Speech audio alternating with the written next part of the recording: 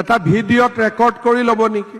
মাটি নহয়, ভগৱানে যদি কৰে অহাবাৰ আপোনালোকক মাটিৰ ওপৰত এটা প্ৰধানমন্ত্ৰী আৱাস যোজনাৰ মই ঘৰো দিবৰ বাবে চেষ্টা কৰিম। হিমন্ত বিশ্ব শৰ্মাই বাগিচাৰ শ্ৰমিকক মাটিও দিব আৰু প্ৰধানমন্ত্ৰী আৱাস যোজনাৰ ঘৰো সেই মাটিৰ ওপৰত দিব।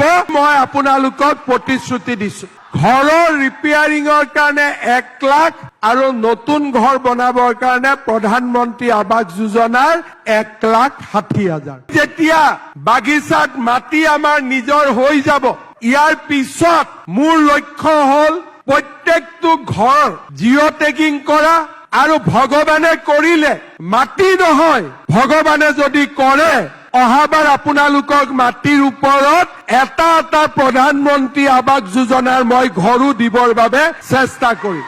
অকল মাটি লাগিব নে ঘৰো লাগিব? মই আপোনালোকক কথা দিছো, মাটিও দিম আৰু প্ৰধানমন্ত্ৰী আৱাস যোজনাৰ এটা ঘৰো মই আপোনালোকক দিম।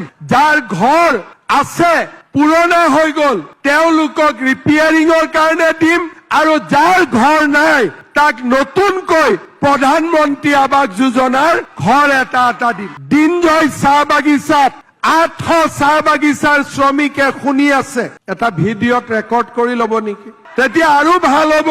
ৰেকৰ্ড কৰি দিয়ক। হিমন্ত বিশ্ব শৰ্মাই বাগিচাৰ শ্ৰমিকক মাটিও দিব আৰু প্ৰধানমন্ত্ৰী আৱাস যোজনাৰ ঘৰো সেই মাটিৰ ওপৰত দিব।